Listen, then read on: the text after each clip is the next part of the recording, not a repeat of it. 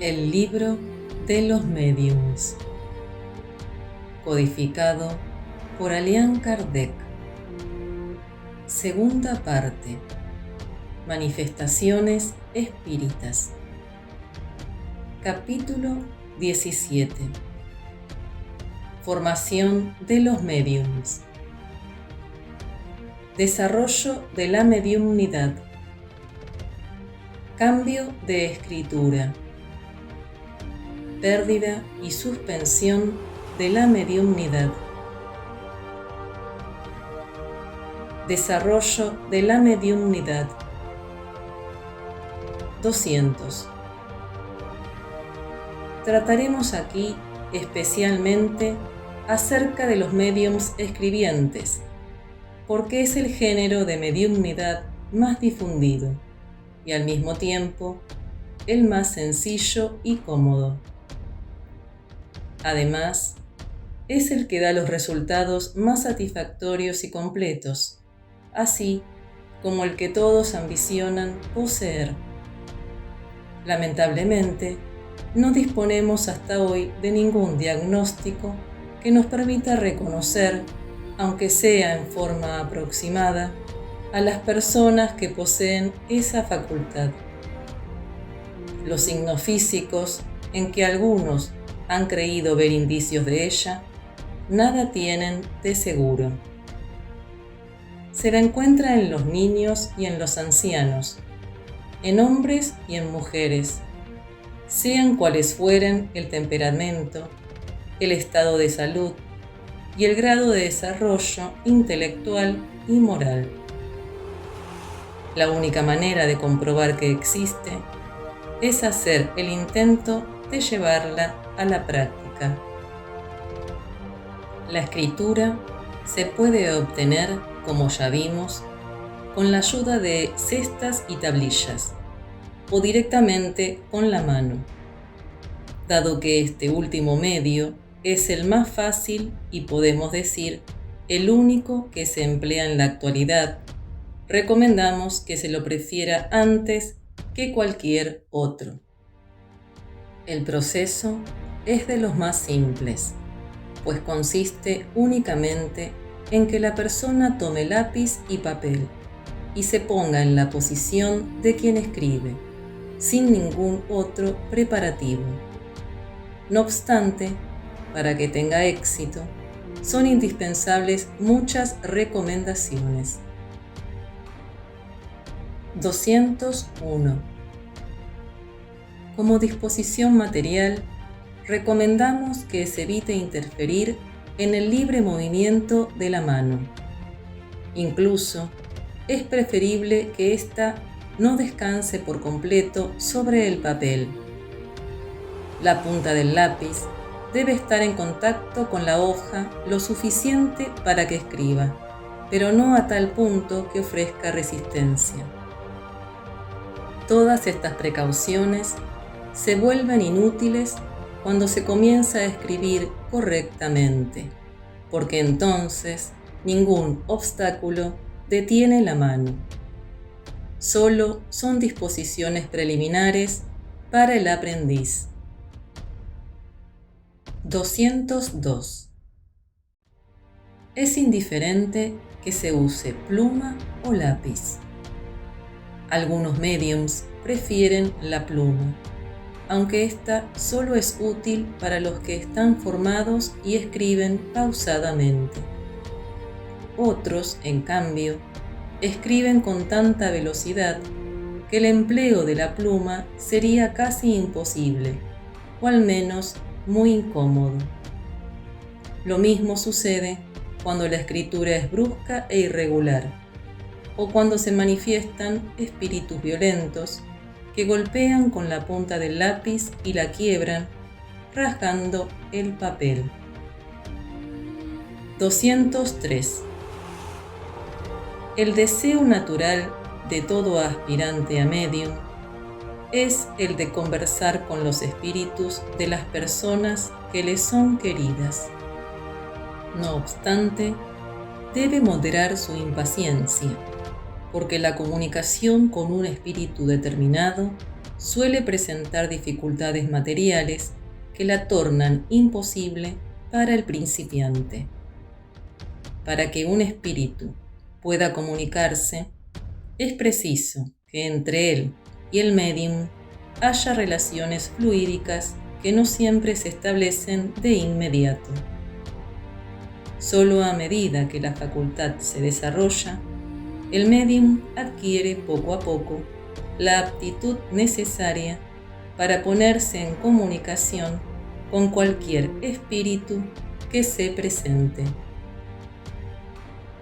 Así pues, es posible que aquel con quien el médium desee comunicarse no se encuentre en las condiciones propicias para hacerlo, aunque se encuentre presente, como también puede suceder que no tenga la posibilidad ni el permiso para atender el llamado que se le hace.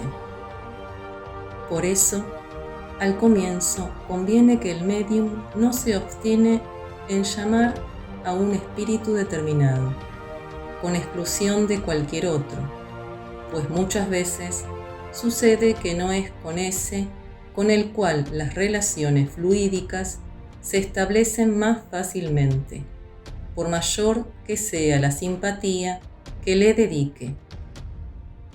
Por lo tanto, antes de pensar en obtener comunicaciones de tal o cual espíritu, es necesario que el médium favorezca el desarrollo, su facultad, y para eso debe hacer un llamado general y dirigirse, sobre todo, a su ángel de la guarda.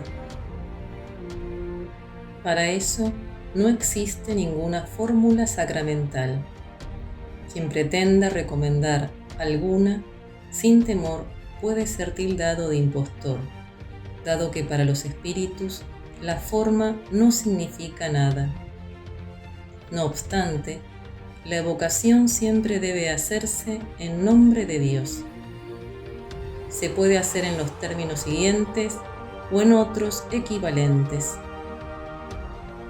Ruego a Dios Todopoderoso que permita a un espíritu bueno comunicarse conmigo y hacerme escribir.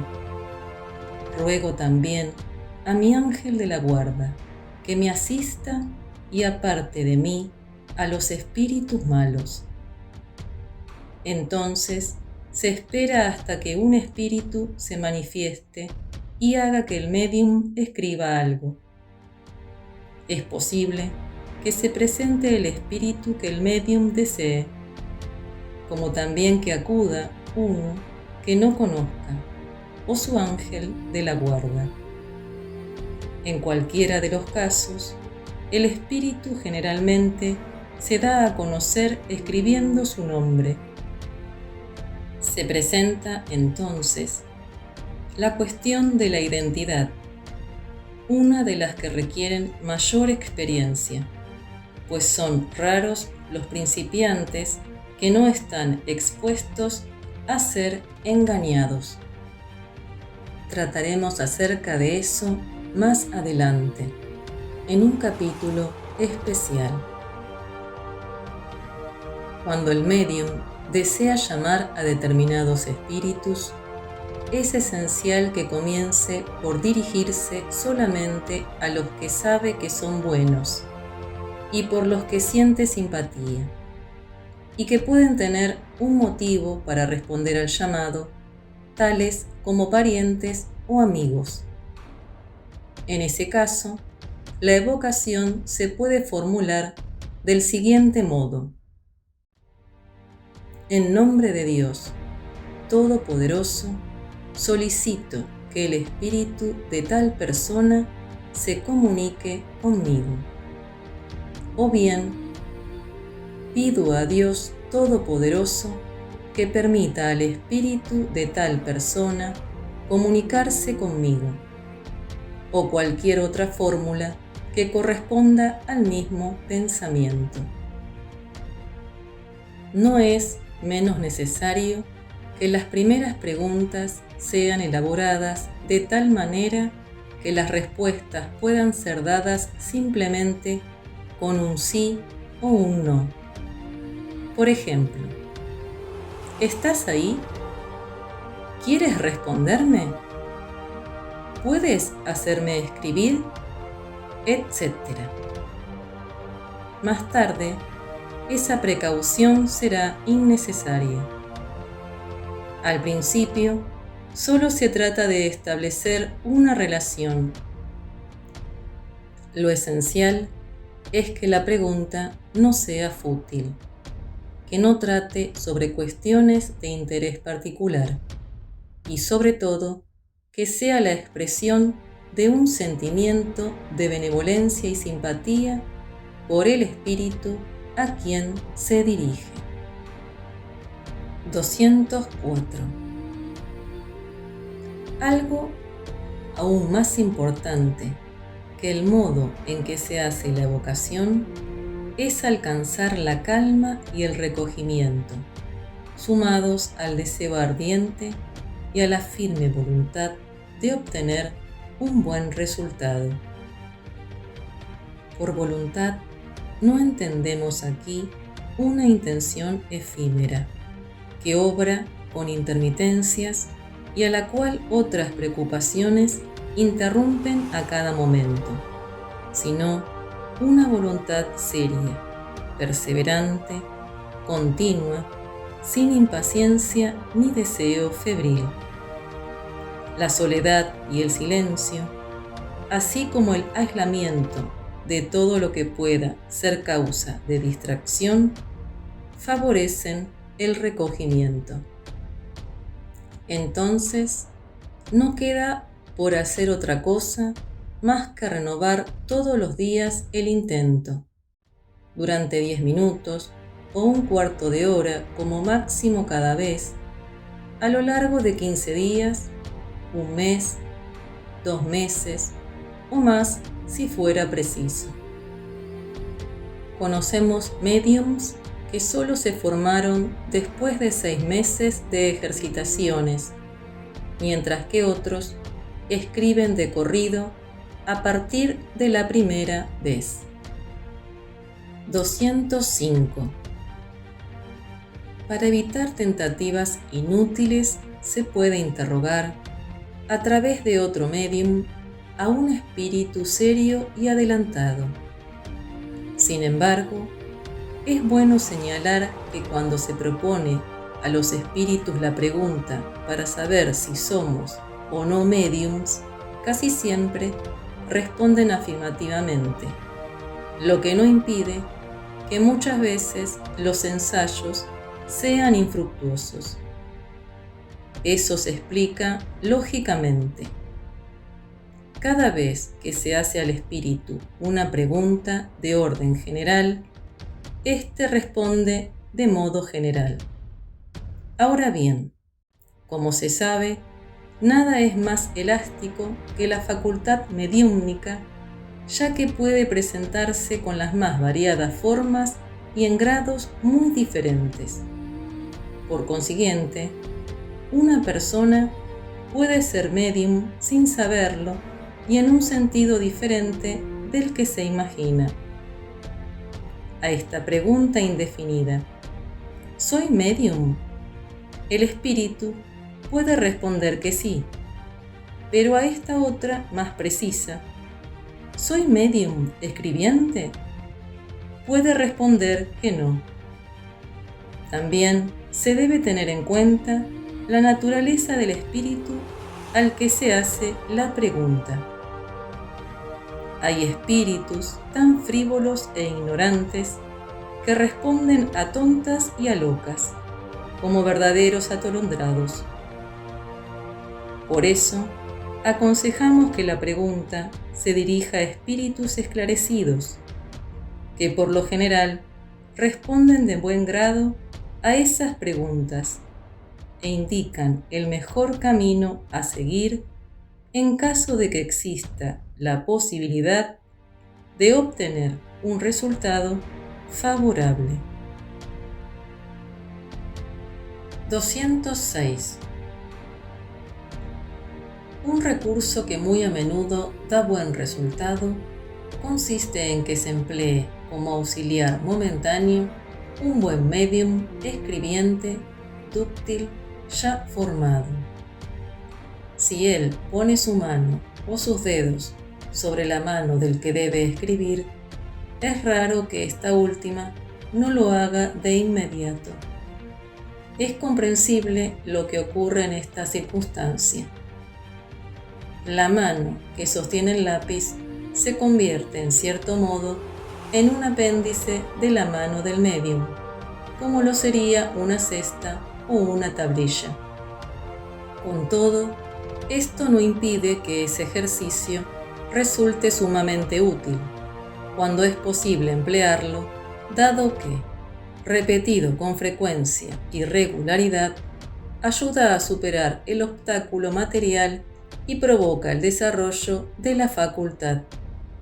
A veces, basta con que se magnetice, con esa intención, el brazo y la mano del que quiere escribir.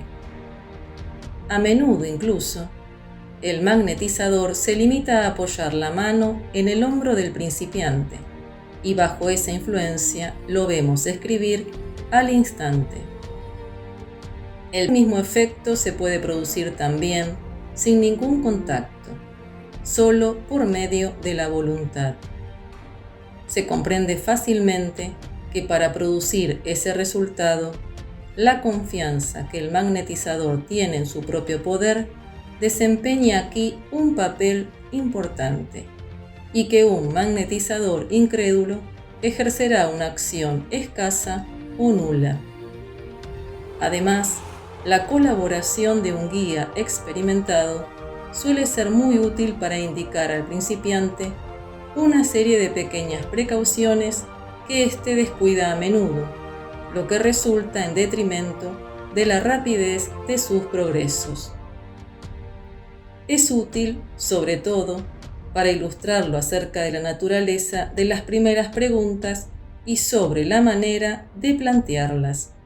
Su rol es el de un profesor, del que se prescinde tan pronto como uno está debidamente preparado. 207. Otro medio que también puede contribuir significativamente para el desarrollo de la facultad consiste en que se reúna un cierto número de personas, animadas en su totalidad por el mismo deseo y las mismas intenciones. Una vez hecho eso, en absoluto silencio y con un recogimiento religioso, todas ellas simultáneamente deben intentar la escritura apelando cada una a su ángel de la guarda o a un espíritu con el que simpatice. Otra opción es que una de ellas haga, sin una designación especial y en nombre de todos los componentes de la reunión, un llamado general a los espíritus buenos, para lo que puede decir, por ejemplo, en nombre de Dios Todopoderoso, rogamos a los espíritus buenos que se dignen comunicarse por intermedio de las personas aquí presentes. Es raro que entre estas no haya algunas que en breve den señales de mediumnidad o que incluso en poco tiempo escriban de corrido. Fácilmente se comprende lo que sucede en esas circunstancias. Las personas que se reúnen con la misma intención forman un todo colectivo, cuyo poder y sensibilidad se incrementan por una especie de influencia magnética que contribuye al desarrollo de la facultad. Entre los espíritus atraídos por esa conjunción de voluntades, habrá algunos que descubrirán entre los presentes el instrumento que les convenga. Si no es uno, será otro, y ellos lo aprovecharán. Ese medio debe ser empleado sobre todo en los grupos espíritas que no cuentan con médiums o que no los tienen en número suficiente. 208. Se han buscado procedimientos para la formación de médiums, como también se han buscado diagnósticos. Sin embargo, hasta el momento no conocemos otros que sean más eficaces que aquellos que hemos indicado. Algunas personas, convencidas de que el obstáculo para el desarrollo de la facultad es una resistencia por completo material, pretenden vencerla mediante una especie de gimnasia que puede llegar a desarticular el brazo y la cabeza. No describiremos ese procedimiento, que llegó del otro lado del Atlántico, no solo porque no tenemos ninguna prueba de su eficacia, sino también porque estamos seguros de que puede ser peligroso para las personas de complexión delicada, debido a la conmoción que produce en el sistema nervioso. Si no existen rudimentos de la facultad, nada podrá producirlos, ni siquiera la electrización que ha sido empleada sin éxito con ese mismo objetivo. 209. En el medium aprendiz, la fe no es una condición de rigor. No cabe duda de que secunda sus esfuerzos, pero no es indispensable. La pureza de intención, el deseo y la buena voluntad son suficientes. Hemos visto personas absolutamente incrédulas que quedaron sorprendidas porque escribían a pesar de sí mismas, mientras que creyentes sinceros no lo conseguían. Eso prueba que esta facultad depende de una predisposición orgánica. 210. El primer indicio de una disposición para la escritura es una especie de estremecimiento en el brazo y en la mano. Poco a poco, la mano es arrastrada por un impulso que no es posible dominar. Al principio, la mayoría de las veces, solo es capaz de trazar rasgos desprovistos de significado. Posteriormente, los caracteres se vuelven cada vez más nítidos y la escritura termina por adquirir la rapidez de la escritura normal. En todos los casos, es preciso dejar que la mano se mueva de manera natural, sin ofrecer resistencia ni darle impulso. Algunos médiums escriben de corrido y con facilidad desde el principio. A veces, incluso desde la primera sesión, aunque eso es bastante raro. Otros, en cambio, trazan líneas y realizan durante mucho tiempo verdaderos ejercicios caligráficos. Dicen los espíritus que eso es para soltarles la mano. Si tales ejercicios se prolongan demasiado o degeneran en signos ridículos, no quedará duda de que se trata de un espíritu que se divierte, porque los espíritus buenos nunca hacen nada que sea inútil. En ese caso, será necesario redoblar el fervor con que se pide la asistencia de los espíritus buenos. Si a pesar de todo no se produce ninguna modificación, el médium deberá suspender la tentativa tan pronto como reconozca que no obtiene nada serio. Se pueden reanudar los ejercicios todos los días, pero conviene interrumpirlos ante las primeras señales equívocas, a fin de no dar lugar a los espíritus burlones. A estas observaciones, un espíritu agrega lo siguiente: hay médiums cuya facultad no puede ir más allá de esas señales. Si al cabo de varios meses solo obtuvieron cosas insignificantes, tales como un sí o un no, o letras aisladas, es inútil continuar, pues no se hace más que desperdiciar papel. Son médiums, pero médiums improductivos. Por otra parte, las primeras comunicaciones obtenidas deben considerarse meros ejercicios que se confían a espíritus secundarios. Por esa razón, no se les debe dar demasiada importancia, ya que proceden de espíritus que, por así decirlo, son empleados como maestros de escritura, a fin de entrenar al médium principiante. No vayáis a creer que los que se ocupan de que el médium haga esos ejercicios preparatorios sean espíritus elevados. Sucede que, si el médium no tiene un objetivo serio, esos espíritus secundarios se quedan y acaban por apegarse a él. Casi todos los médiums han pasado por esa prueba para desarrollarse. A ellos corresponde hacer lo necesario para conquistar la simpatía de los espíritus en verdad superiores. 211. El escollo a que se enfrenta la mayoría de los médiums principiantes consiste en relacionarse con espíritus inferiores, y deben considerarse dichosos cuando solo se trata de espíritus frívolos.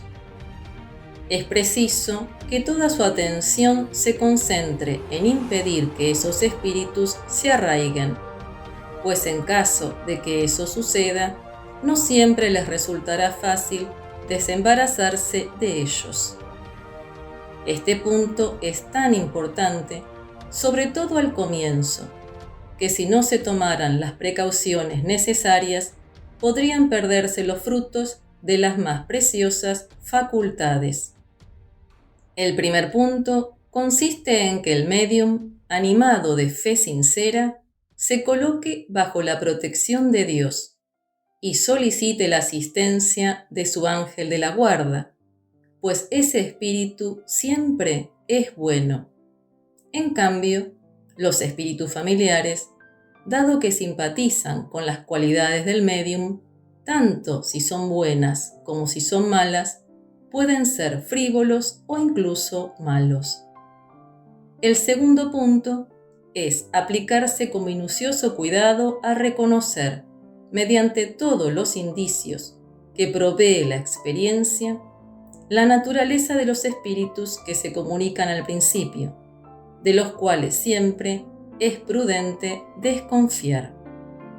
Si esos indicios son sospechosos, el médium debe dirigir un ferviente llamado a su ángel de la guarda y rechazar al espíritu malo con todas sus fuerzas, demostrándole que no conseguirá engañarlo a fin de que se desanime.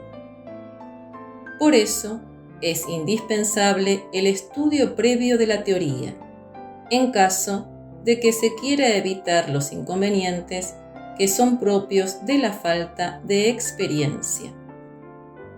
En relación con este asunto, se encontrarán instrucciones perfectamente desarrolladas en los capítulos acerca de la obsesión e identidad de los espíritus. Aquí nos limitaremos a manifestar que, además del lenguaje, se pueden considerar pruebas infalibles de la inferioridad de los espíritus, los signos, figuras o emblemas inútiles o pueriles, la escritura extravagante, irregular, intencionalmente deformada, de dimensiones exageradas o que adopte formas ridículas e inusuales. La escritura puede ser muy mala e incluso poco legible, sin que por eso tenga nada de extraño, pues depende más del médium que del espíritu. Hemos visto médiums engañados de tal manera que relacionaban la superioridad de los espíritus con el tamaño de los caracteres y que atribuían gran importancia a la letra de imprenta, como si fuera de molde, puerilidad que evidentemente es incompatible con una auténtica superioridad. 212. Así como es importante que el médium no caiga, sin proponérselo, bajo la dependencia de los espíritus malos, más importante todavía es que no se someta a ellos voluntariamente. Un deseo incontrolable de escribir no debe hacerle creer que da lo mismo dirigirse al primer espíritu que aparezca, en la suposición de que, si no le conviene, podrá desembarazarse de él más tarde. Sea cual fuere la razón, no se solicita impunemente la asistencia de un espíritu malo, pues él puede exigir un pago muy alto por sus servicios. Algunas personas, impacientes con el desarrollo de sus facultades mediúmnicas, que a su juicio era muy lento, tuvieron la idea de pedir la ayuda a un espíritu cualquiera, aunque fuese malo, suponiendo que podrían despedirlo inmediatamente después. Muchos recibieron la asistencia que anhelaban y escribieron enseguida, pero el espíritu evocado, sin preocuparse por el hecho de que lo hubieran convocado a falta de algo mejor, se mostró menos dócil a la hora de irse que a la de llegar. Conocemos algunas personas que, por la presunción de considerarse suficientemente fuertes para apartarlos a voluntad, fueron castigadas con años de obsesiones de todo tipo, con las más ridículas mistificaciones, con una fascinación persistente y hasta con desgracias materiales y las más crueles decepciones. El espíritu al principio se mostró abiertamente malo y después actuó con hipocresía, a fin de que se creyera en su conversión o en el pretendido poder de su subyugado para expulsarlo cuando quisiera. 213. La escritura es a veces bien legible. Las palabras y las letras se destacan perfectamente. Sin embargo, en el caso de ciertos médiums, es difícil que otra persona, que no sea el propio médium, pueda descifrarla, salvo que haya adquirido el hábito de hacerlo. Con mucha frecuencia, la escritura está formada por rasgos de gran tamaño. Los espíritus no se fijan demasiado en el ahorro de papel. Cuando una palabra o una frase es poco legible, se solicita al espíritu el favor de que vuelva a escribirla, lo que en general hace de buen grado. Cuando la escritura es ilegible de manera habitual, incluso para el propio médium, éste casi siempre logra que sea más clara por medio de ejercicios frecuentes y prolongados, en los que pone toda su voluntad y además ruega con fervor al espíritu para que sea más prolijo. Algunos espíritus suelen adoptar signos convencionales que pasan a ser utilizados en las reuniones habituales. Así, por ejemplo, para expresar que una pregunta les disgusta y que no desean contestarla, trazan una línea larga o algo equivalente. Cuando el espíritu da por finalizado lo que tenía para decir o no quiere responder más preguntas, la mano queda inmóvil y el médium, sea cual fuere su poder y su voluntad, no consigue escribir ni una sola palabra más. Por el contrario, si el espíritu no ha terminado, el lápiz se mueve sin que la mano consiga detenerlo. Cuando el espíritu desea manifestar algo espontáneamente, la mano toma el lápiz de manera convulsiva y comienza a escribir sin que el médium pueda oponerse.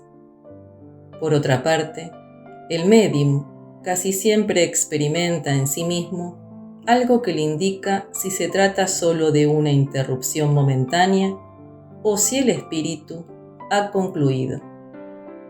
Es raro que el médium no sienta que el espíritu se marchó. Estas son las explicaciones esenciales que teníamos para ofrecer en lo atinente al desarrollo de la psicografía.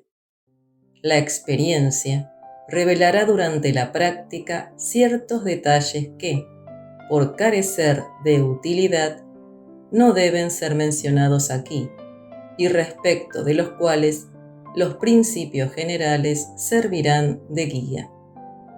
Si muchos experimentaran, habría más médiums de lo que en general se piensa. 214. Todo lo que acabamos de expresar se aplica a la escritura mecánica. Esta es la facultad que, con razón, todos los médiums procuran obtener. No obstante, la mecanización pura es rarísima, pues con mucha frecuencia se une a ella en mayor o menor grado la intuición. Cuando tiene conciencia de lo que escribe, el médium se ve naturalmente inducido a dudar de su facultad. No sabe si el mensaje proviene de sí mismo o de otro espíritu. No tiene que preocuparse por ello en absoluto y debe continuar pese a todo. Si se observara a sí mismo con detenimiento, fácilmente descubriría en lo que escribe una infinidad de cosas que no estaban en su pensamiento y que hasta son contrarias a sus propias ideas, lo cual es una prueba evidente de que tales cosas no provienen de él. Que continúe, pues, y la duda se disipará con la experiencia. 215. Cuando no ha sido dado al médium ser exclusivamente mecánico, todos los intentos para llegar a ese resultado serán infructíferos. Sin embargo, cometería un error si por esa causa se considerase desheredado. Si solo está dotado de mediumnidad intuitiva, debe conformarse con la que tiene, pues ella no dejará de prestarle importantes servicios en caso de que sepa aprovecharla y no la rechace. Si después de intentos improductivos realizados en forma reiterada durante algún tiempo no se produce ningún indicio de movimiento involuntario, o si esos movimientos son demasiado débiles para dar buenos resultados, el médium no debe vacilar en escribir el primer pensamiento que se le sugiera, sin preocuparse por saber si ese pensamiento procede de sí mismo o de una fuente extraña, pues la experiencia le enseñará a establecer la diferencia. Por otra parte, muy a menudo sucede que el movimiento mecánico se desarrolla más tarde. Hemos dicho que hay casos en los que es indiferente saber si el pensamiento proviene del médium o de otro espíritu. Eso sucede sobre todo cuando un médium exclusivamente intuitivo o inspirado realiza por sí mismo un trabajo de imaginación. Poco importa que él se atribuya un pensamiento que se le ha sugerido. Si se le ocurren buenas ideas, debe agradecerlas a su genio bueno, que no dejará de sugerirle otras. Esa es la inspiración de los poetas, de los filósofos y de los científicos. 216. Supongamos ahora que la facultad mediúmnica esté completamente desarrollada y que el médium escriba fluidamente, que sea en suma lo que se denomina un médium formado. Será un grave error de su parte creer que puede prescindir de nuevas instrucciones, pues apenas habrá vencido una resistencia material. En ese momento, comienzan para él las verdaderas dificultades y va a precisar más que nunca los consejos de la prudencia y de la experiencia si no quiere caer en las 1000 celadas que se le tenderán. Si pretende volar demasiado pronto con sus propias alas, no tardará en ser víctima de espíritus embusteros que tratarán de explotar su presunción. 217.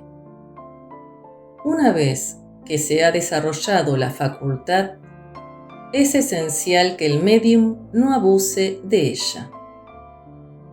La satisfacción que la mediumnidad proporciona a algunos principiantes provoca en ellos un entusiasmo que necesita ser moderado. Deben tener presente que esa facultad se les ha dado para el bien y no para satisfacer una vana curiosidad. Por eso, es conveniente que la empleen tan solo en las ocasiones oportunas y no a cada momento.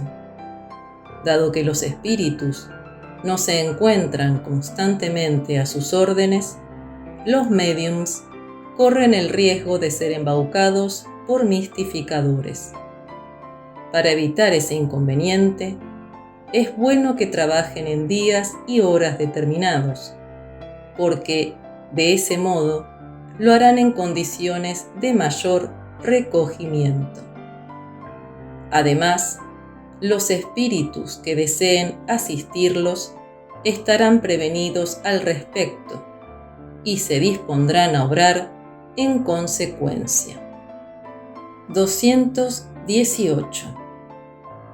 Si a pesar de todas las tentativas, la mediumnidad no se revela de ninguna manera, será preciso renunciar a ella, así como se renuncia al canto cuando no se poseen aptitudes vocales.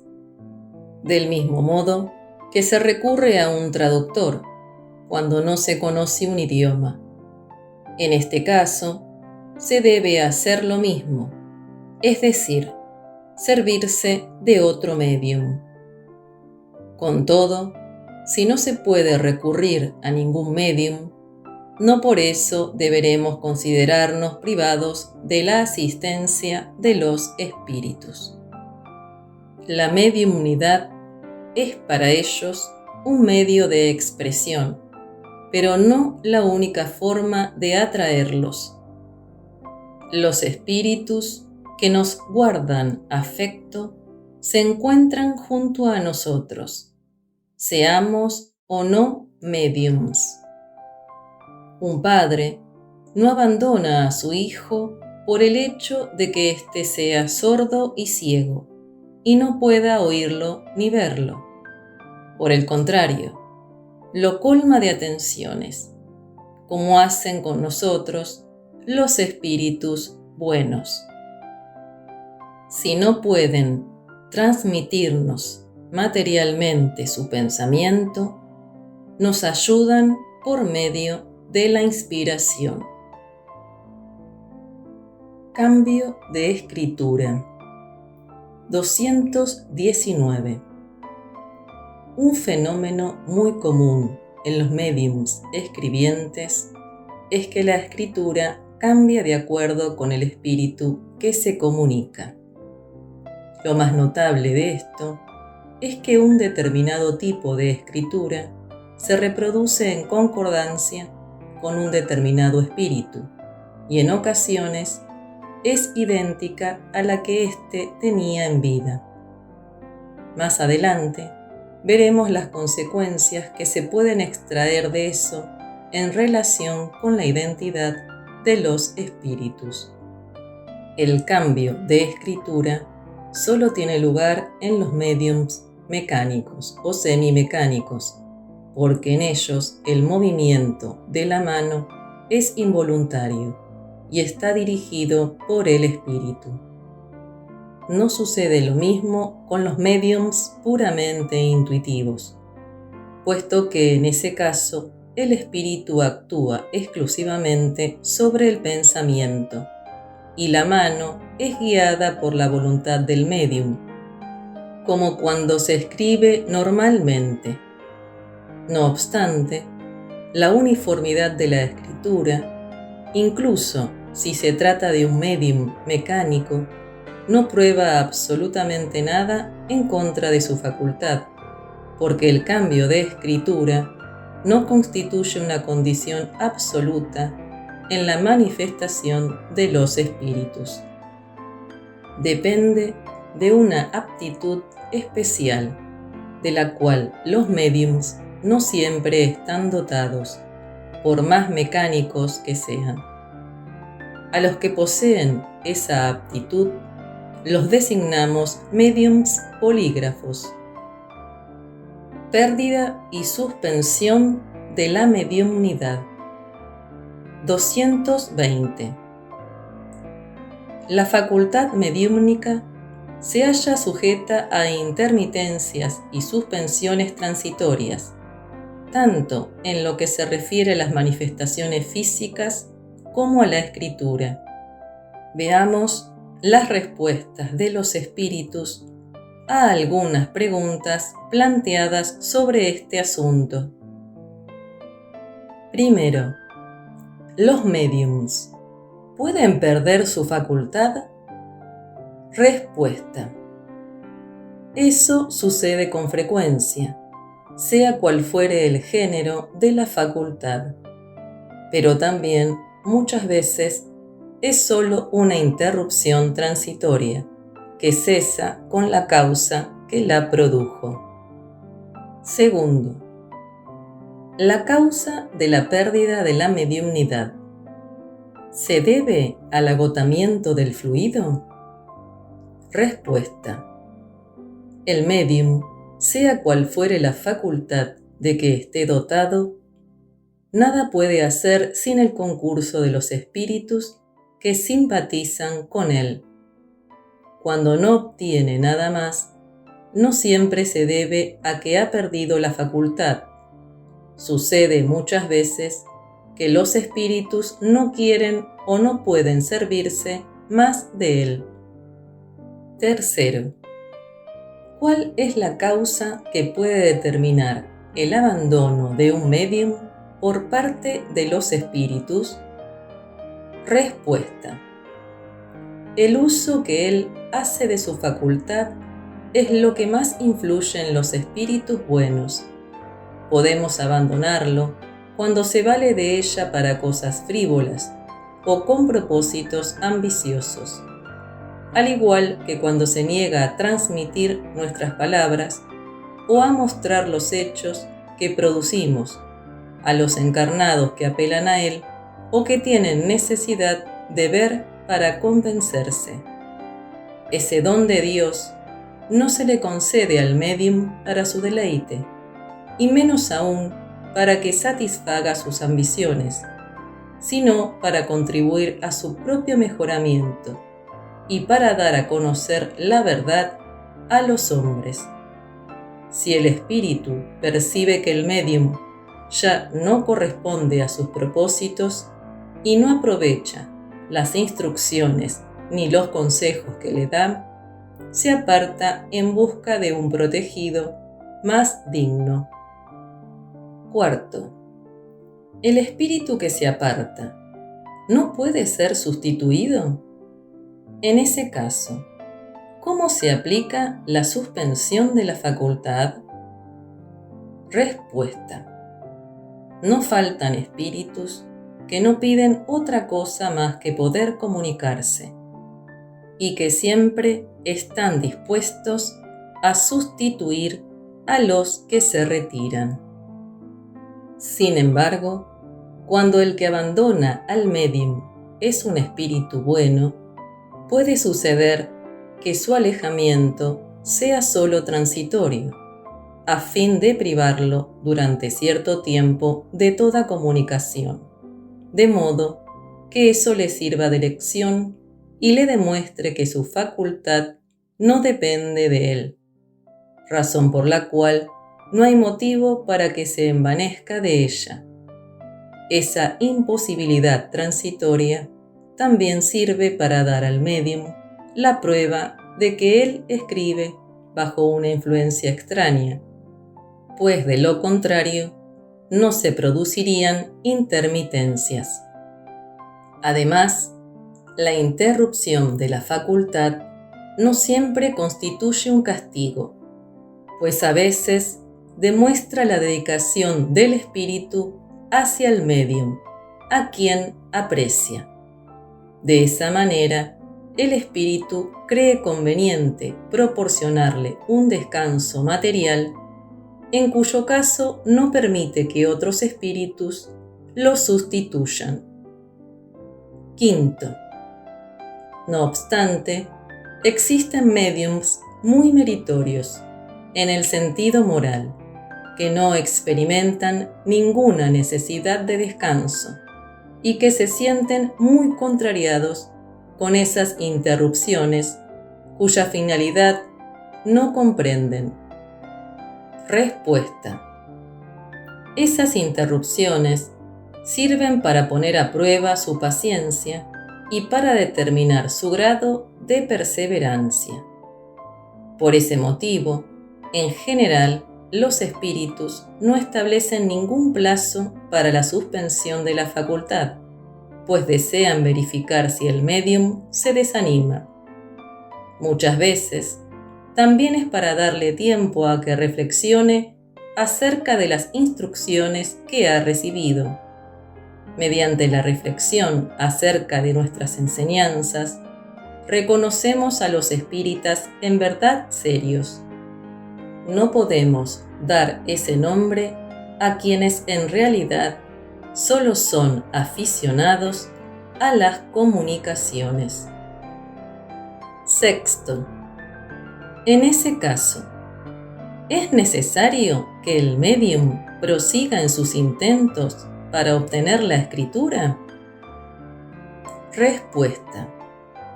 Si el espíritu se lo aconseja, sí, pero si le dice que se abstenga, no deberá continuar. Séptimo, ¿habrá algún medio para abreviar esa prueba? Respuesta. La resignación y la plegaria. Por lo demás, bastará con que haga cada día una tentativa de algunos minutos, dado que será inútil perder su tiempo en ensayos infructuosos. El intento tiene como único objetivo verificar si ha recobrado o no la facultad. Octavo. La suspensión de la facultad implica el alejamiento de los espíritus que se comunican en forma habitual. Respuesta. De ninguna manera. En ese caso, el médium se encuentra en la situación de una persona que perdió transitoriamente la vista, aunque por esa razón no ha dejado de estar rodeada de amigos, por más que no pueda verlos.